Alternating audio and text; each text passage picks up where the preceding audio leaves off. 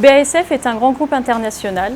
Ici, sur le site de Clermont, qui appartient à la division Coatings, nous développons, produisons et commercialisons des produits à destination des constructeurs, des équipementiers automobiles et des carrossiers. Vous êtes dans l'atelier de conditionnement à destination des carrossiers. Nous conditionnons 7 millions de boîtes par an, allant d'un format de 0,5 litres à 5 litres.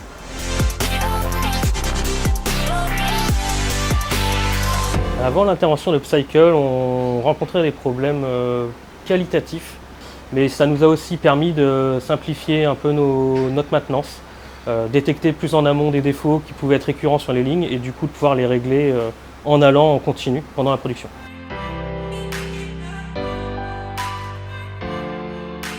Alors Upcycle nous a aidé avec une intelligence artificielle qui permet de nous voir les défauts de packaging que l'on a sur nos contenants, comme des étiquettes plissées ou des bouchons manquants. Donc ça nous a permis de voir les étiquettes, si elles sont plissées, si elles sont propres, mais aussi, plus important, de voir si le bouchon était en place, car on ne peut pas envoyer ça chez nos clients et ça peut nous créer des problèmes machines, notamment à cause de l'aspiration. En fait, l'intervention de Upcycle a été performante pour plusieurs points. La première, c'est leur activité. Après leur avoir donné plusieurs échantillons des défauts que l'on voulait voir, en moins de 3 mois, la machine était déjà là et quasiment opérationnelle. De plus, grâce à leur proximité qui est d'une trentaine de kilomètres, ils peuvent intervenir très rapidement n'importe quand et en même temps, ils sont très réactifs lorsqu'on envoie des mails. En plus de ça, les équipes opérationnelles ont pu s'approprier le système très facilement grâce à une interaction avec une tablette qui est très facile d'accès. Puis, pour finir, on a un gain de temps considérable vis-à-vis des défauts.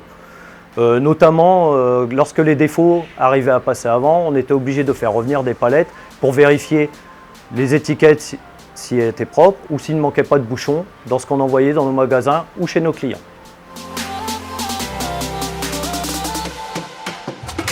L'intelligence artificielle nous fait une remontée de défauts sur une plateforme cloud qui est facile d'accès et on peut trier ces défauts de différentes façons.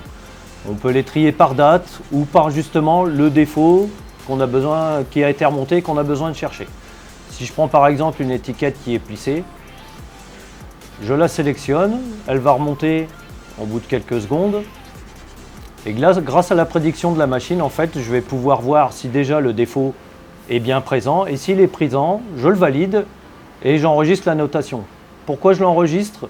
En fait, c'est pour lui confirmer qu'elle a bien fait son travail et qu'en plus de ça, ça nous permettra d'être de plus en plus précis au fur et à mesure du temps pour avoir une exigence de plus en plus forte.